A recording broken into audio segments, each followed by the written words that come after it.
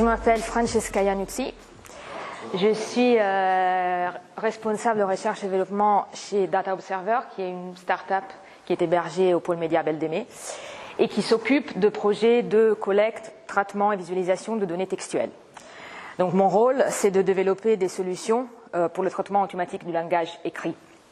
Et je fais ça la plupart du temps en Python et en m'appuyant sur des ressources disponibles en open source, dont fait partie Spacy. Donc, Spacy est créé et maintenu par Explosion AI, qui est une société berlinoise de 2 personnes, Matthew Honeyball et Ines Montani. C'est une librairie qui a une vocation plutôt industrielle, entre guillemets, dans le sens qu'elle a été conçue pour répondre à des besoins quotidiens, concrets, qui typiquement impliquent des volumes de données assez conséquents et qui doivent être traités rapidement. Et en effet, c'est une des librairies pour le traitement du langage les plus rapides au monde. Elle était carrément et largement la plus rapide en 2015, et je pense qu'il y a de fortes chances que ce soit toujours le cas. Vous allez peut-être être surpris fait qu'une librairie Python remporte le prix pour la meilleure performance. Bon, le secret est qu'en fait, Spacy est écrite en Cython. Donc, en fait, c'est là la rapproche plutôt du C au niveau de performance que du Python. C'est ça la raison pour laquelle elle est si rapide. Donc, Spacy peut vous intéresser si vous êtes mené à traiter des données textuelles, pas forcément à niveau expert pro++. Ça peut arriver d'avoir encore plus de données textuelles, je sais pas, des articles de presse et qu'on soit mené à devoir, je sais pas, en extraire les personnes qui sont citées ou à chercher s'il y a des doublons, à rapprocher, à regrouper ensemble les textes, les articles qui parlent de la même chose, etc. Tout ça se fait avec très peu de lignes de code en Spacy et sans besoin de trop savoir ce qui se passe derrière les coulisses. Donc, dans ce sens, Spacy peut être utilisé comme un black box, et d'ailleurs, je vais vous montrer quelques exemples tout à l'heure.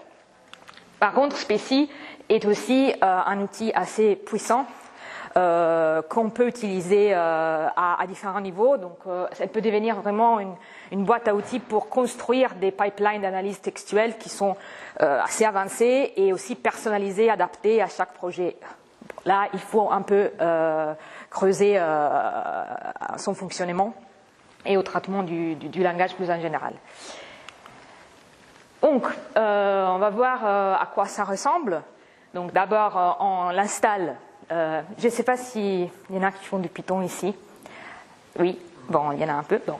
Installation librairie Spacy via le gestionnaire des modules Python pip. Et ensuite, plus intéressant, on va devoir télécharger un modèle de langue. Donc, dans ce cas, ce qui nous intéresse, c'est le français. Donc, on télécharge un modèle qui nous permettra d'analyser du français. Là, on bascule en Python, on est dans un éditeur de texte, dans un éditeur de code plutôt, et donc on charge ce qu'on vient d'installer, donc on importe Spacy, et on charge le modèle français. C'est là, concrètement, va créer un objet que j'ai appelé NLP French. Donc NLP, c'est l'anglais pour traitement automatique de langage. Et cet objet contient un tas d'informations sur la langue française, donc par exemple le vocabulaire, et aussi une pipeline d'analyse qui va être appliquée à chaque texte qu'on va lui donner en entrée. Et on va faire ça de suite. Donc j'ai pris un texte cobaye. Paris Hilton est à Paris, elle séjourne à l'hôtel Hilton. Je pense que vous pouvez comprendre pourquoi je choisis ce petit texte, il y a des ambiguïtés à l'intérieur. Donc on passe ce texte à l'objet donc NLP French, et cela va créer un doc. Donc je l'ai appelé doc, mais effectivement c'est un objet du type doc dans l'univers Spacy. Et cet objet doc, c'est la porte d'entrée pour tous les résultats de l'analyse qui a été menée. Donc je vous montre pour illustration les attributs de l'objet doc. Donc on ne va pas voir tout ça, c'est pas important de le lire, c'est juste pour montrer que à travers tout ça, on peut avoir accès à l'analyse textuelle qui a eu lieu en cette ligne de code. Donc on va voir seulement ces 3 attributs dans l'ordre. Donc d'abord, on va essayer de voir quelles sont les annotations linguistiques qui ont été faites. On boucle sur ce document qui a été créé. En bouclant sur ce document, on va avoir accès aux briques qui sont à l'intérieur d'un document, des mots et de la ponctuation, en gros. Et on va voir quelles sont les annotations que Specie a fait sur chacun de ces briques qu'on appelle typiquement tokens. Donc là, chaque ligne est un token, donc juste pour qu'on comprenne bien de quoi on parle, c'est Paris, Hilton et à Paris, point. Elle séjourne à, elle apostrophe, hôtel, Hilton, point. Ça, c'est les tokens. La première colonne montre l'analyse syntactique de cette phrase, donc quels sont les rôles de chaque mot par rapport au sens global du texte. Et la deuxième colonne, c'est les annotations grammaticales. Alors, vu comme ça, c'est pas terrible. C'est la raison pour laquelle Explosion AI a développé des outils pour visualiser de façon un peu plus agréable et parlante ce type d'annotation linguistique. L'outil s'appelle Displacy, encore une fois avec très peu de code, on peut avoir le résultat qui est beaucoup plus intéressant. Donc ça, c'est les mêmes informations, je montre seulement la première phrase.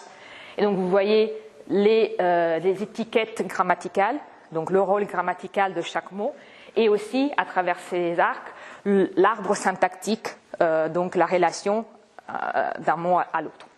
Ça peut paraître un peu abstrait pour l'instant. Pourquoi ça nous intéresse? C'est la base pour créer des pipelines d'analyse de texte. On va pas, donc fallait que je vous le montre. Après, là, on va voir des choses un peu plus concrètes qui, je pense, vont vous parler un peu plus. Donc, l'identification, par exemple, d'entités nommées. Donc, on oublie les tokens, on revient à notre document initial et on demande à Specie, est-ce que dans le texte que je viens de te passer, tu as pu identifier des entités nommées? En première approximation, c'est des noms propres qui font référence soit à une personne, soit à un lieu géographique, à une organisation, etc. etc. Le résultat est que Specie, dans ce texte, en a trouvé 3. Paris Hilton en tant qu'entité personne, Paris comme lieu géographique et Hilton comme organisation, donc l'hôtel Hilton. Ça aussi, on peut la visualiser avec Displacy de façon un peu plus agréable.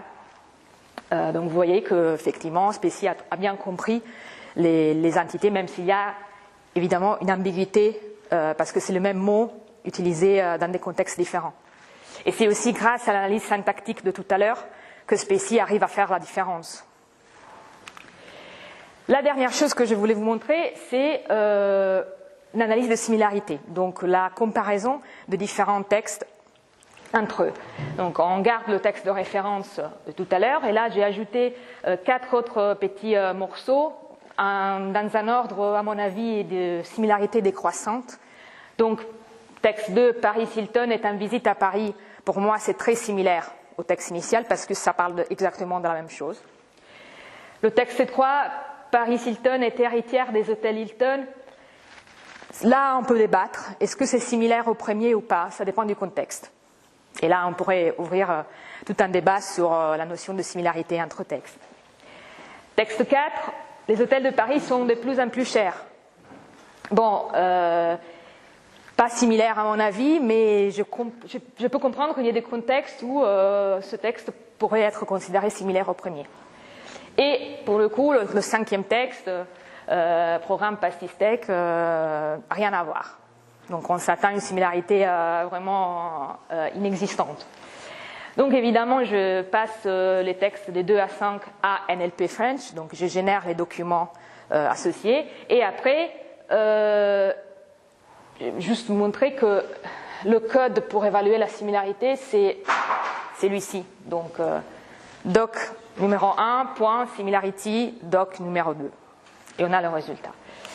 Le résultat est le suivant. Donc, première chose, ça nous rassure, la similarité d'un texte avec soi-même est 1, le maximum. Donc effectivement, si je fais tourner la similarité du texte de référence par rapport à soi-même, on obtient 1 et ça, c'est déjà rassurant. Texte 2, très élevé, 0,82, 3 plutôt. Ça aussi, on est content parce que effectivement le texte 2, c'est très similaire au texte de référence. 3 et 4, bon, ce qui est intéressant, c'est que effectivement la similarité est décroissante. À mon avis, ça reste une valeur assez élevée, notamment pour le texte 4, mais bon, ça, il peut y avoir dans certains contextes, ça peut être acceptable. Et texte 5, aussi, ça nous rassure le fait que ce soit proche de 0, parce qu'effectivement, les deux textes n'ont absolument aucun rapport l'un avec l'autre. Voilà ce que je voulais vous montrer de Spacy, c'est le tout début des possibilités qu'on a avec cette librairie. En espérant que ça vous donne envie d'aller plus loin, je vous laisse une petite bibliographie et j'attends vos questions, si vous en avez. Merci.